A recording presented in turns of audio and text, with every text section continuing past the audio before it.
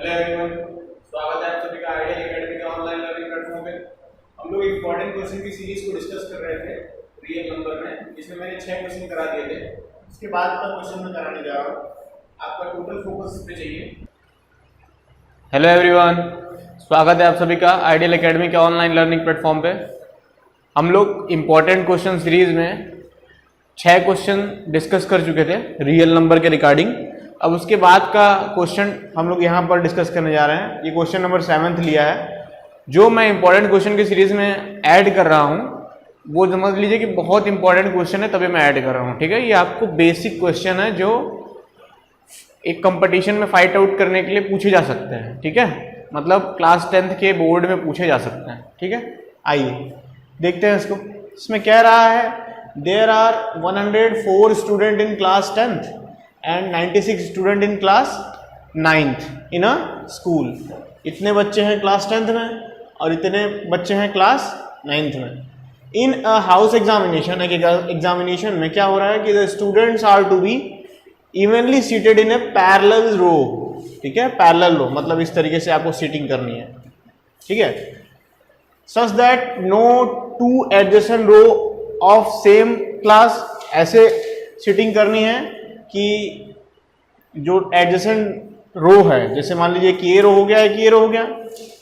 अगर ये यहाँ पर क्लास 9 के बच्चे बैठे हैं तो यहाँ पर क्लास 9 के बच्चे नहीं बैठने चाहिए। ठीक है, यहाँ पर दूसरे बच्चे बैठने चाहिए। ठीक है ना।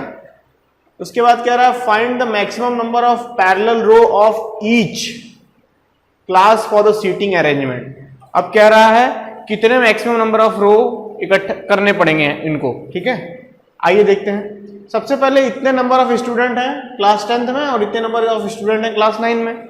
तो हम क्या करेंगे ना, सबसे पहले ये निकाल लेंगे इन दोनों नंबर से कि मैक्सिमम कितने बच्चे एक रो में बैठ रहे हैं। ठीक है, मैक्सिमम कितने बच्चे एक रो में बैठ रहे हैं। ठीक है, ये कैसे निकलेगा, ये एचसीएफ से। ठीक है, आइए। Maximum number of student in each row कितना हो जाएगा, एचसीएफ ऑफ 104 एंड 96। ठीक है, इसे पता चल जाएगा कि टोटल कितने नंबर ऑफ कॉमन मैक्सिमम है। ठीक है, आइए इनका एचसीएफ देखते हैं। 96 और 104 का एचसीएफ निकालना है। ठीक है, मैं यहाँ रफ वर्क कर दे रहा हूँ।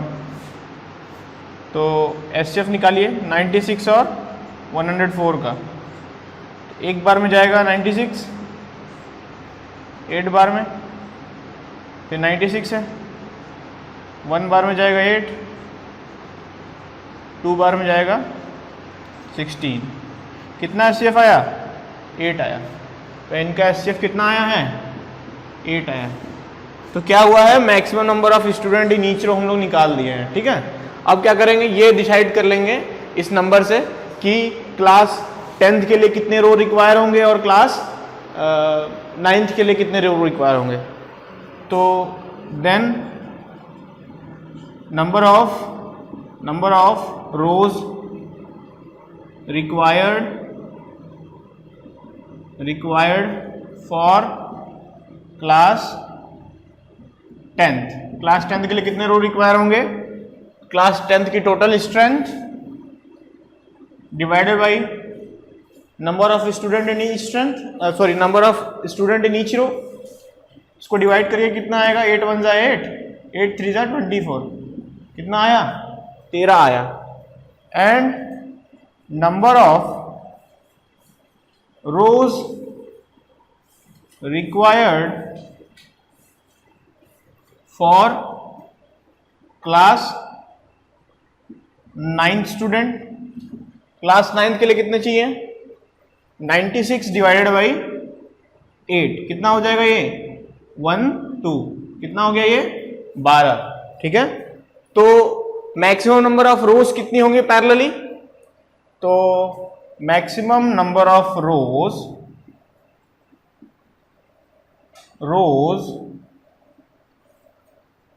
would be how much, 13 plus 12 कितना हो जाएगा 25, ठीक है। तो ये हो जाएगा maximum number of parallel rose of each class for fitting the sitting the arrangement, ठीक है। आइए इसके सेकंड पार्ट में चलते हैं। अब इसमें देखिए ये क्वेश्चन में क्या कह रहा है, कह रहा है number of student of class 9th and class 10th इन अ रो। तो अभी अभी तो हमने निकाला है, पहले ही निकाल के रखा हुआ है कि हर रो में कितने बच्चे होने चाहिए। तो हम लोग का आंसर कितना आया था 8, ठीक है। तो 8 बच्चे होने चाहिए एक रो में क्लास 9th के भी, और 8 बच्चे होने चाहिए क्लास 10th के भी, ठीक है। आइए देखते हैं अगले क्वेश्चन को। अगला क्वेश्चन बिल्कुल पिछले क्वेश्चन की तरह ही है, लेकिन लैंग्वेज डिफरेंस है, और बच्चे लैंग्वेज डिफरेंस नहीं पकड़ पाते हैं तो उनको लगता है कुछ अलग ही क्वेश्चन पूछ लिया है, इसलिए मैंने अपने इंपॉर्टेंट सीरीज में इसको डाला हुआ है। आइए इसको देखते हैं क्या कह रहा है। कह रहा है दूधनाथ हैज 2 वेजल्स, 2 वेजल्स हैं इनके पास, एक कितने मिलीलीटर का और एक कितने मिलीलीटर का। फिर कह रहा है milk from these container is poured into the glass, ठीक है, ऑफ इक्वल कैपेसिटी, ठीक है, अप टू देयर ब्रिम। क्या कह रहा है कि जो इतने इतने ग्राम ml के वेजल्स हैं, इस वेजल से हम लोग क्या करते हैं, दूध निकाल के अलग अलग ग्लास में भरते हैं, नंबर ऑफ ग्लास में भरते हैं, up to their brim, brim मतलब एकदम टॉप तक अच्छे से भरते हैं, ठीक है। फिर कह रहा है find the minimum number of glasses that can be filled, ठीक है, कम से कम कितनी ग्लासें भरी जाएंगी ये बताना है। पिछले क्वेश्चन में क्या था, sum of the total number of sitting arrangement that can be possible parallelly, ठीक है। तो वहां पर क्या था, सम कह करके भी आपको विचलित कर रहा था, और इसमें क्या कर रहा है, नंबर ऑफ मिनिमम ग्लासेस करके आपको विचलित कर रहा है। तो ध्यान देने बात यह है कि आप इसके शब्द पे मत जाइए, इसके सेंस पे जाइए। सेंस जब आप समझोगे ना तो क्वेश्चन इजीली अटेम्प्ट हो जाएंगे। तो क्वेश्चन का सेंस क्या कह रहा है, क्वेश्चन का सेंस ये कह रहा है कि पहले तो हम ये निकाल देंगे कि मैक्सिमम कितने नंबर ऑफ ग्लासेस कॉमन मिलेंगे, ठीक है, और उसके हिसाब से हम डिवाइड कर देंगे दोनों में, ठीक है। यही हम काम करेंगे कि इनसे क्या हमको मैक्सिमम नंबर ऑफ लीटर मिल जा रहा है वो लीटर ले लेंगे, और एक मतलब वो मैक्सिमम नंबर ऑफ लीटर क्या बोल रहा हूं मैं कह रहा हूं maximum number of millilitre that can be poured into a vessels, ठीक है, ये निकालेंगे। तो हम क्या कह रहे हैं, maximum number of millilitre of milk that can be filled into a glass, ठीक है, ये हमको निकालना है। पहले वो निकाल लेंगे, उसके बाद क्या कर लेंगे, हम सब में डिवाइड कर देंगे। ये मिलीलीटर क्या है एक्चुअली, ये वॉल्यूम ही तो है ना, ये क्या है, वॉल्यूम ही है। तो हम ये निकाल लेंगे कि एक ग्लास में कितना वॉल्यूम आ रहा है, और उसके बाद क्या कर देंगे, इसमें डिवाइड कर देंगे और इसमें डिवाइड कर देंगे, तो हमको ये निकल जाएगा कि इसमें कितना ग्लास बन जाएगा और इसमें कितना ग्लास बन जाएगा। फिर दोनों को हम क्या कर देंगे, ऐड कर देंगे, तो हमारा मिनिमम नंबर ऑफ ग्लास निकल जाएगा, ठीक है। तो आइए पहले निकालते हैं maximum quantity of milk from both the vessels that can be taken in a glass, ठीक है। हम क्या कर रहे हैं कि एक ग्लास में मैक्सिमम कितनी मात्रा हम दूध की ले सकते हैं, ठीक है। यहां पे बोथ लिखो चाहे मत लिखो चलेगा, कोई बोथ लिखने का सेंस यही है कि इन दोनों में से ही तो निकाल रहे हैं, तो मैक्सिमम कितना हम निकाल सकते हैं। इसको आप मत ही लिखो तो भी चलेगा। Maximum number of milk, maximum quantity of milk that can be taken into a glass, ठीक है, ये आप ऐसे लिख सकते हो। तो maximum quantity of milk taken in a glass, कैसे निकालेंगे इसको, HCF of this much and this much, दोनों की यूनिट सेम होनी चाहिए HCF निकालते समय, याद रखिएगा, ठीक है। तो एक अलग तरीके से निकालते हैं, इसका एलसीएम ले लेते हैं। 2 बार में जाएगा 36, 2 बार में जाएगा 18, 2 बार में जाएगा 90, 2 बार में जाएगा 45, 3 बार में जाएगा 15, 3 बार में जाएगा 5, 5 बार में जाएगा 1। कितना आया, 1 2 3 4। तो ये हो जाएगा 2 to the power 4 multiply by 3 to the power 2 multiply by 5, ठीक है। और 405 का निकाल लो, किससे जाएगा? 3 से जाएगा क्या? 3 1 जा 3 और 3 3 जा 9 और 5 जा 15, ठीक कह रहे हैं, 3 से जाएगा। और 3 से जाएगा 4 जा 12 और 5 जा, फिर जाएगा 1 जा और 5 जा, फिर जाएगा 5 जा, फिर जाएगा कितना आया? 3 पावर 4 3 पावर 4 मल्टीप्लाई बाई 5, ठीक है। तो एचसीएफ कैसे निकलेगा इन दोनों का? एचसीएफ ऐसा निकलेगा कि मिनिमम नंबर ऑफ टर्म कितने कॉमन में है, तो 5 तो कॉमन में है, तो कितना हो जाएगा? 5 मल्टीप्लाई बाई, और क्या है? और तो कुछ कॉमन है, हाँ 3 पावर 2 कॉमन है। इसको सॉल्व करिए, 9 मल्टीप्लाई बाई 5, दिस इज 45, ठीक है। 45 ml आ जाएगा एक ग्लास में, ठीक है ना। फिर क्या करेंगे? Number of glass from 720 ml vessel, इसमें से कितने नंबर ऑफ ग्लास बनेंगे? एक ग्लास में इतना वॉल्यूम आ रहा है, तो टोटल नंबर ऑफ ग्लास कितना आ जाएंगे? Given vessel volume upon maximum volume इन 1 ग्लास। इसको सॉल्व करेंगे कितना आएगा? तो इन दोनों का डिवाइड करेंगे तो कितना हो जाएगा? 16 हो जाएगा। Number of glass from 405 ml vessel कितना हो जाएगा? 405 डिवाइड बाई 45 कितना हो जाएगा? 9। टोटल ग्लास कितने होंगे? Total number of glasses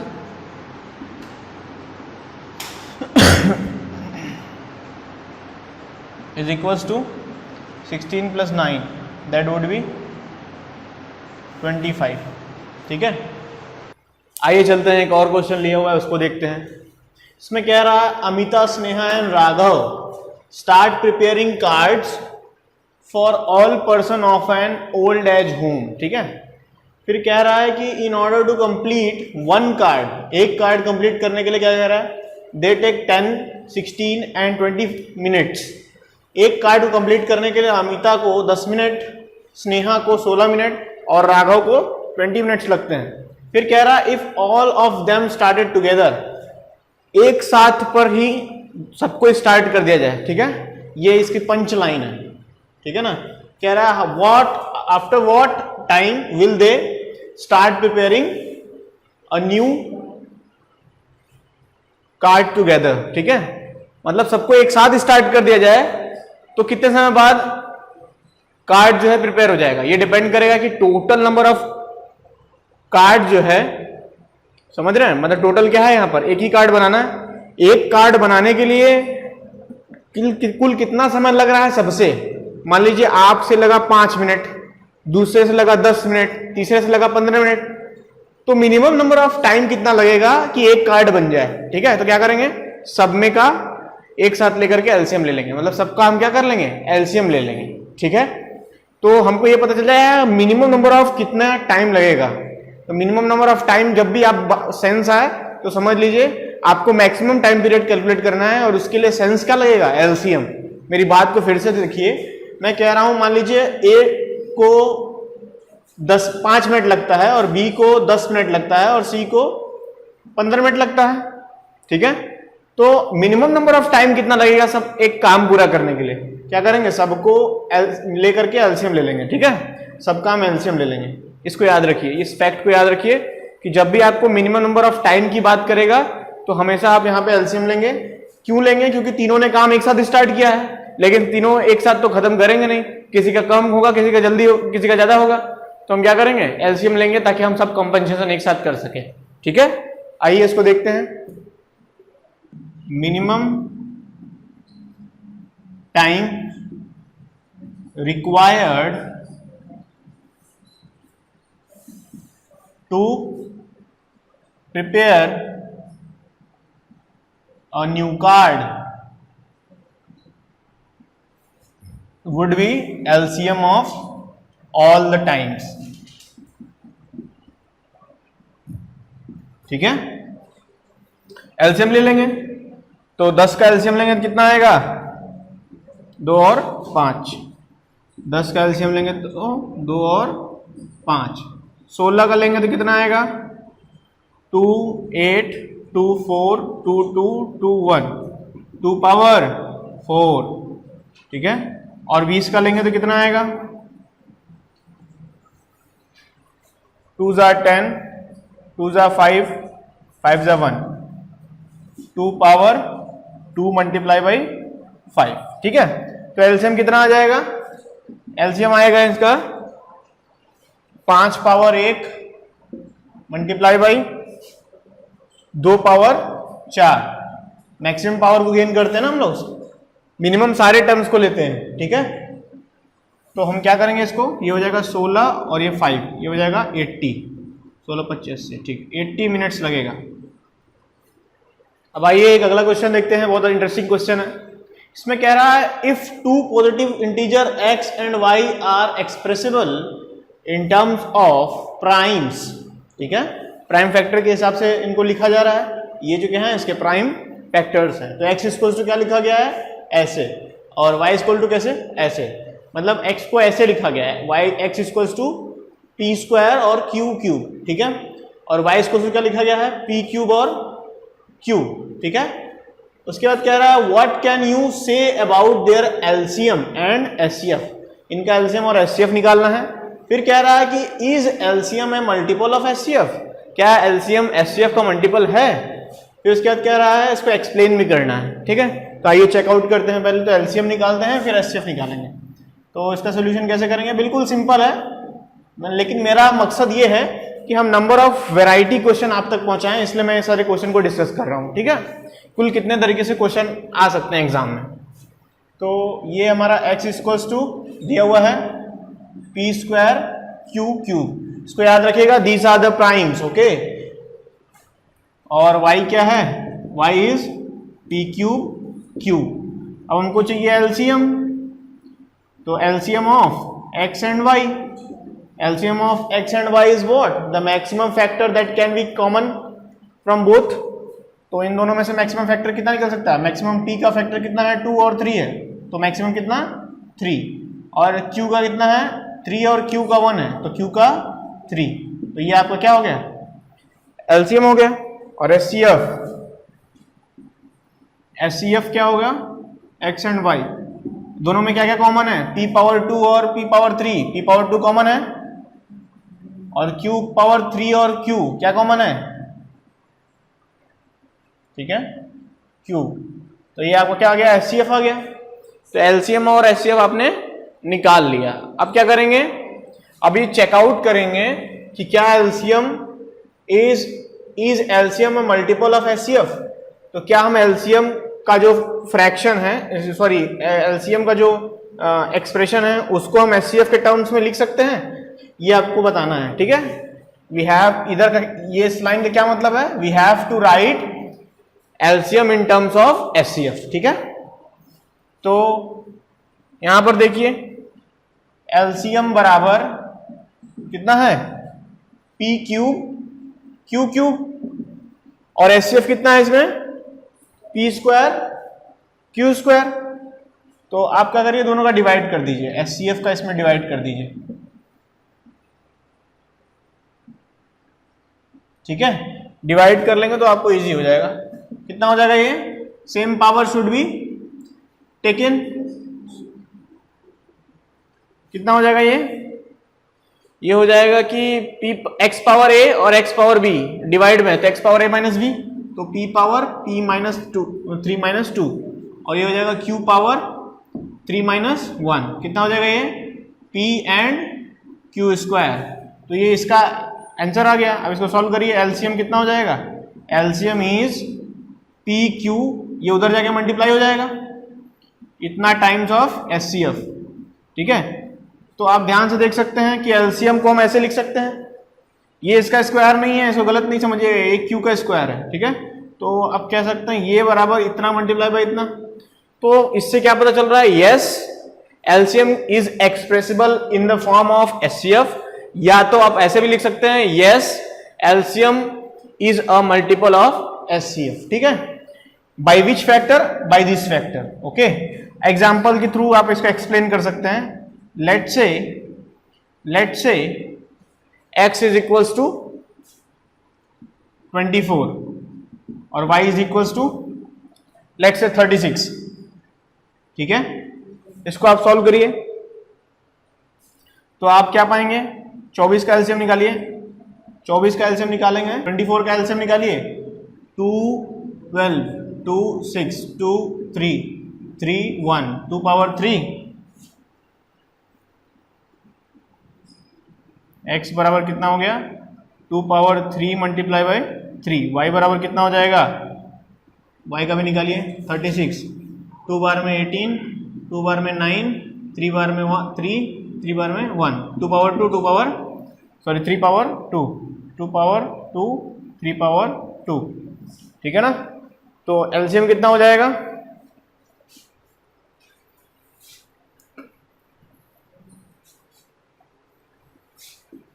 LCM देखिए, एलसीएम हो जाएगा, एलसीएम वुड बी 2 पावर 3 और 2 पावर 2, मैक्सिमम कितना हुआ 2 पावर 3, मैक्सिमम यही कॉमन ले सकते हैं, और 3 पावर 1 और 3 पावर 2 में मैक्सिमम क्या कॉमन ले सकते हैं 3 पावर 2, ये आपका हो गया, ये आप इसको ऐसे लीव कर सकते हैं। उसके बाद क्या हो गया, एचसीएफ निकालिए, एचसीएफ निकालिए, मिनिमम क्या कॉमन ले सकते हैं, मिनिमम देखिए, तो मिनिमम आप इसमें से क्या कॉमन ले सकते हैं 2 पावर 2, इसमें से क्या मिनिमम कॉमन ले सकते हैं 3, समझ रहे हैं ना। एलसीएम जब लेंगे तो मैक्सिमम पावर कंसीडर करेंगे और एचसीएफ जब लेंगे तो मिनिमम पावर कंसीडर करेंगे, दोनों बात को आप याद रखिए। When LCM is considered we have to take the maximum powers and all the factors should be considered, and when HCF is taken always minimum number of powers are taken, okay, that is common in both, okay। now LCM upon HCF करिए, कितना हो जाएगा,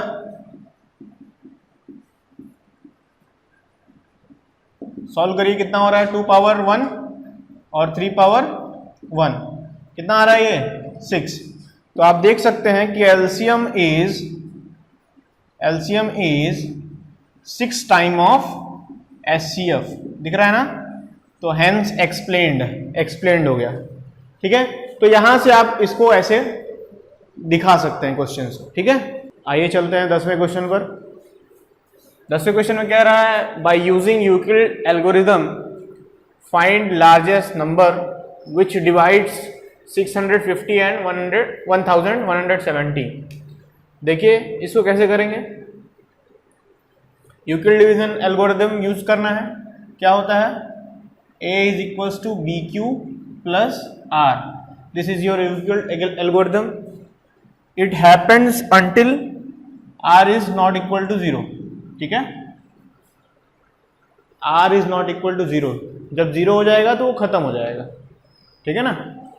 तो यहीं पर हम करेंगे, तो इसमें और इसमें कौन सा नंबर बड़ा है, सिंस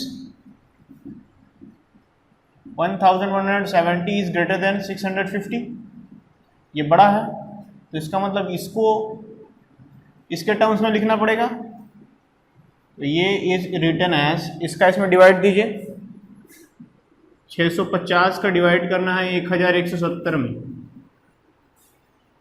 एक बार में जाएगा 650, 0, 7 में से 5 गया 2, 11 में से 6 गया 5, तो इसको लिख सकते हैं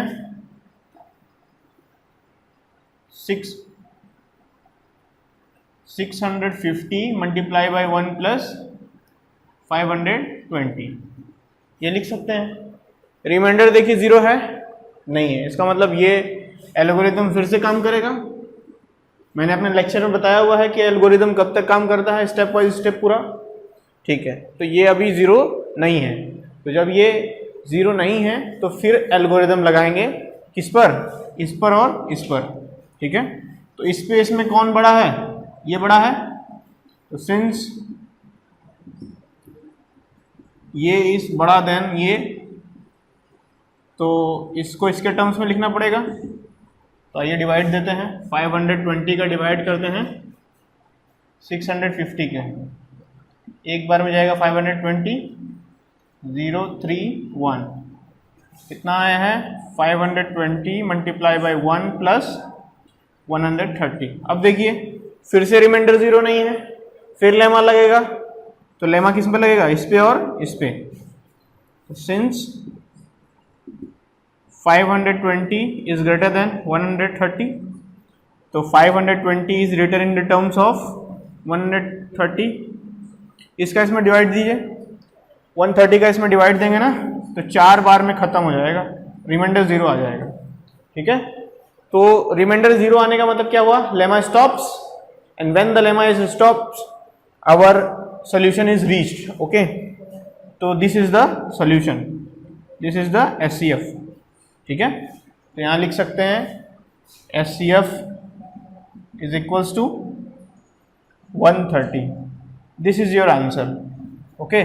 तो जब भी बोलेगा कि find the largest number which divides ये and ये, तो उस कंडीशन में आपको SCF निकालना है, ठीक है। अब आइए चलते हैं अगले क्वेश्चन पर। अगला क्वेश्चन है length breadth and height of a room are 8 metre 50 centimetre, 6 metre 25 centimetre, 4 metre 75 centimetre respectively. ये आपको लेंथ ब्रेड्थ और हाइट दिया हुआ है। बोल रहा है find the length of the longest rod that can measure the dimension of the room exactly. बात को समझने का प्रयास करिए। वो लंबी से लंबी दूरी लेना है जो लगभग सारे पैरामीटर्स को नाप दे, ठीक है। इसका मतलब क्या हुआ है कि तीनों में से एक भी पैरामीटर में कोई भी ऐसी छोटी यूनिट नहीं बचनी चाहिए जो बच जाए, ठीक है। बड़ी से बड़ी यूनिट को काउंट कर लेना है। तो बड़ी से बड़ी लेंथ को अगर मैप करना है ना तो उसके लिए हम SCF यूज करते हैं, ठीक है। कह रहा है ना length of the longest rod, तो we have to use the SCF। Now let us proceed.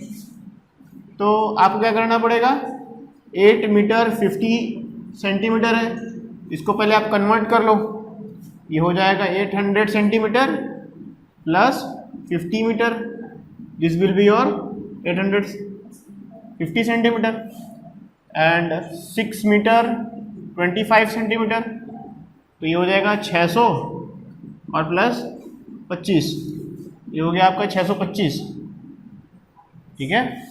एक हो गया आपका 4 मीटर 75 सेंटीमीटर, ये हो जाएगा आपका 400 और फिर 75, 475 सेंटीमीटर, ओके। क्या करना है आपको, longest length of rod, longest length of rod is equals to SCF of ये एंड ये, ठीक है। तो अगर बोलेगा इसको कि यूक्लिड डिवीजन लेमा से करो तब तो उसी से करोगे, नहीं तो आप शॉर्टकट ट्रिक्स अपना सकते हो, इसका एलसीएम लो, इसका एलसीएम लो, इसका एलसीएम लो, और फिर इसमें जो कॉमन आ रहा है उसको एक साथ लिख दो, ठीक है। तो आइए हम कॉमन वाले से करेंगे। 850 डिवाइड करो, इसको 2 से डिवाइड करोगे तो 425, फिर इसको 5 से डिवाइड करा जाए क्या, 3 से कटेगा, 3 1 नहीं कटेगा, 5 से कटेगा, 5 8 जा 40, 5 जा 25, ओके। नाउ अगेन 5 से, 5 1 जा 5 एंड 5 7 जा 35, नाउ 17 से कटेगा, क्या आया है 2 5 पावर 2 और 17, ठीक है।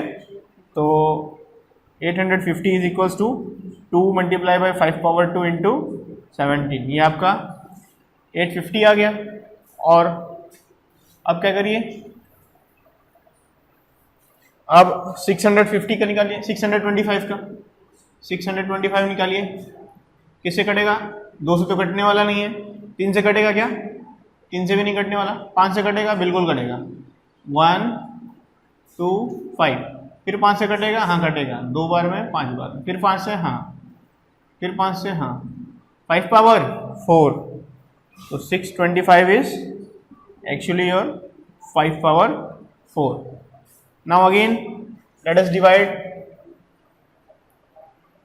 475. How to proceed? 2 से कटेगा, ये नहीं कटेगा. किससे कटेगा? 3 से कटेगा. 3 1 जा 3, 5 जा ये समथिंग नहीं आएगा. 5 से कटेगा, 5 से बिल्कुल कटेगा. 5 8 जा 40, 5 9 जा 45 और 5 जा समथिंग. देन अगेन 5 से काटिए, 5 1 जा 5, 5 9 जा 14, 5 19 से कट जाएगा, हाँ कट जाएगा. 5 पावर 2 मल्टीप्लाई बाय 19. तो this is your 475 which is equals to 5 power 2 multiply by 19. Okay, अब क्या करना है? एचसीएफ निकालना है. तीनों में क्या हाईएस्ट कॉमन फैक्टर है? तो हाईएस्ट कॉमन इज, पहले तो 2 तो है ही नहीं, तो 2 जो छोड़ देंगे. 5 power 2, 5 power 4, 5 power 2, 5 power 2 common है. ठीक है, 17 सही और कहीं नहीं है, 19 और कहीं नहीं, तो यही कॉमन है बस. तो 25 centimetre is the longest length which have to be used to measure the all 3 parameters. Okay, अब आइए लास्ट के 2 क्वेश्चन हैं, उनको सॉल्व करते हैं. पहला क्वेश्चन है 3 bells toll at interval 9, 12 and 15 minute. ये आप देखिए 3 बेल हैं, ठीक है, वो इतने इतने इतने मिनट पर टॉल करते हैं, बजते हैं. ठीक है, फिर कह रहा है if they start tolling together. Tolling together ये क्या है? इसकी पंच लाइन है. ठीक है, after what time they will next toll together. ठीक है, तो इसको याद रखिए कि जब भी कोई भी संख्या को वापस रिपीट कराना हो या किसी भी घटना को वापस रिपीट कराना हो तो आपको एलसीएम लेना होता है. ठीक है, तो इस क्वेश्चन को देखते ही आपको ये दिमाग में बन जाना चाहिए कि इसका हमको क्या लेना है? एलसीएम लेना है. अगर आप में कोई डाउट आता है तो आप मेरे लेक्चर सीरीज में जाइए, उसको मैंने एक डिटेल सोल्यूशन से उसके कॉन्सेप्ट को मैंने बताया हुआ है. एक क्वेश्चन लिया था, उसमें मैंने डिटेल सोल्यूशन बताया हुआ है कि उसको कैसे विजुअलाइज कर सकते हैं. ठीक है, अगर आपको कोई प्रॉब्लम होती है इन क्वेश्चंस में तो आप वहाँ जा सकते हैं. फिलहाल मैं ये बता देता हूँ कि जब भी ऐसा कुछ देखने को मिले कि कोई भी घटना वापस कब से घटेगी, व्हेन एनीथिंग हैपेंड अनदर या नेक्स्ट टाइम, तो यहाँ पे देखिए नेक्स्ट आ रहा है ना, नेक्स्ट टोल टुगेदर. तो ऐसे में क्या करेंगे? हम एलसीएम लेंगे. ओके, तो आइए इनका एलसीएम लेते हैं, वही हमारा आंसर हो जाएगा. सो 9 इज इक्वल्स टू, 9 का एलसीएम लेंगे तो कितना आएगा? 3 पावर 2. 12 का एलसीएम लेंगे तो कितना आएगा? 2 और फिर 2 और फिर 3. ठीक है, तो क्या लिख सकते हैं? 2 पावर 2 मल्टीप्लाई बाई 3. और 15 का लेंगे तो कितना आएगा? 3 मल्टीप्लाई बाई 5. अब एलसीएम लेकर के करिएगा, इतना ही आएगा. ठीक है, फिर देखिए अब कंप्लीट एलसीएम कितना हो जाएगा? LCM of 9, 12 and 15 is equals to, LCM में क्या करते हैं?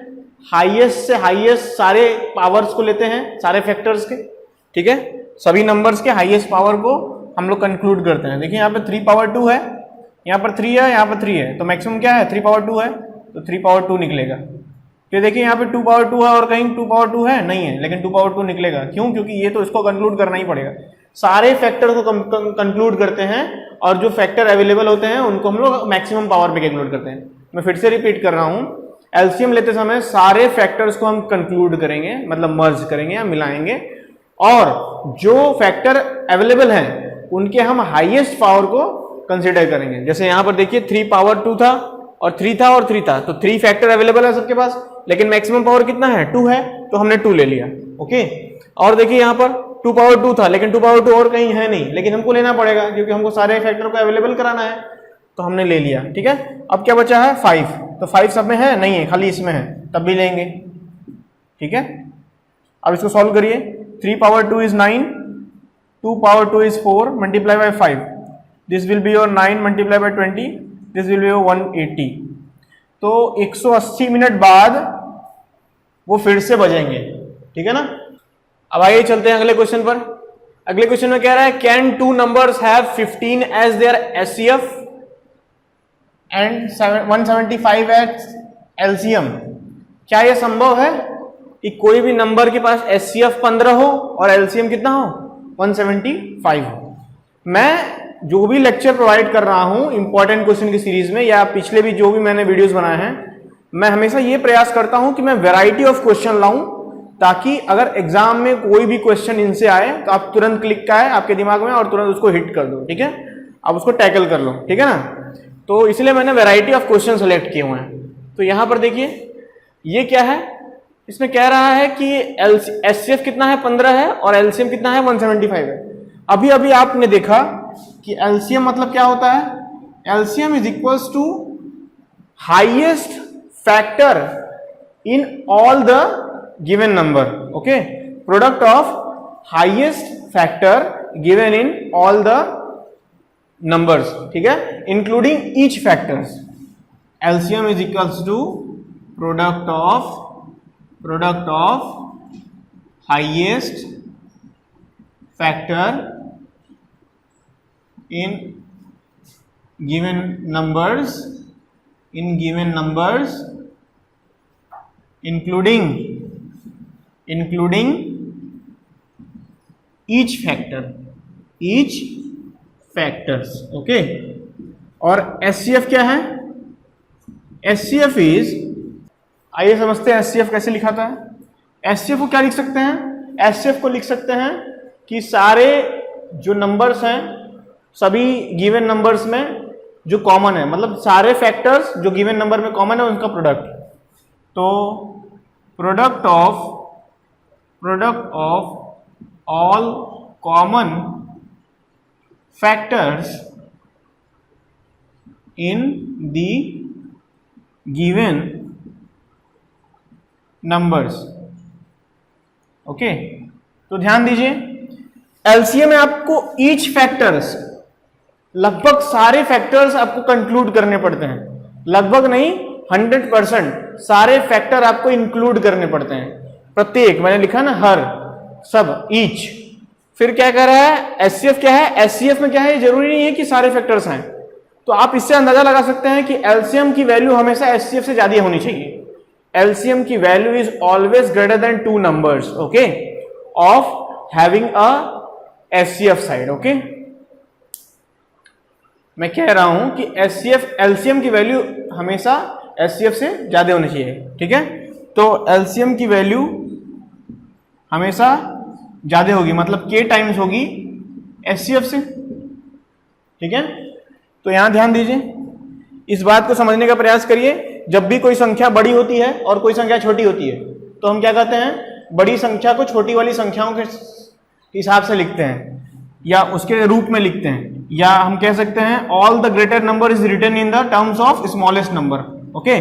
This is our smallest number and which is written in the terms of, here LCM is the greatest number and greatest number is written in the terms of smallest number, ठीक है। अब LCM कितना है, LCM है आपका 175 और this is our K, HCF is how much 15। इसको solve करिए, K की वैल्यू कितनी आएगी 175 डिवाइड बाई 15, तो 175 डिवाइड बाई 15 करिए, 15 1 जा 15, 15 1 जा 15.0,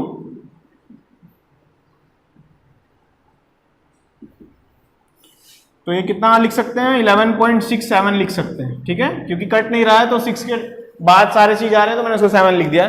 तो ध्यान से देखिए K की वैल्यू क्या कोई इंटीग्रल नंबर है, क्या K कोई पॉजिटिव नेचुरल नंबर है, नहीं है, ये क्या है डेसिमल नंबर है। तो इसका मतलब ये है कि कभी भी ये संभव नहीं है कि कोई एक नंबर हो जिसका HCF इतना हो और LCM इतना हो, ठीक है। क्यों, क्योंकि K की वैल्यू जो कांस्टेंट है वो कांस्टेंट की वैल्यू इतनी आ रही है और K की वैल्यू हमेशा इंटीग्रल आनी चाहिए। इंटीग्रल मतलब हो गया कोई एक पॉजिटिव नंबर आना चाहिए, that is natural number, okay. So यहां से आप देख सकते हैं, लिख सकते हैं, since K is not an integral number, so this condition is not possible. This condition, yeah, given condition is not possible. Given condition is given condition is not possible. ठीक है, ये लिख सकते हैं। तो आज के वीडियो में इतना ही। अगले वीडियो में हम मिलेंगे कुछ और अच्छे क्वेश्चन लेकर के। मैं प्रयास करूंगा कि अपने वीडियो लेक्चर्स में सारे इंपॉर्टेंट क्वेश्चन की सीरीज को मैं डाल सकूं, इंक्लूड कर सकूं सारे चैप्टर्स के, regarding of each chapter that is very important in terms of having the most number of weightage in the examinations. Okay, I will try to do that कि मैं एक अच्छा क्वेश्चन सीरीज आपको provide करके दूं ताकि आपका कॉन्फिडेंस बूस्ट हो, आपके क्वेश्चंस लग सकें। ठीक है, तो इस वीडियो को लाइक करिए, चैनल को सब्सक्राइब करिए और वीडियो को शेयर करिए। Thank you.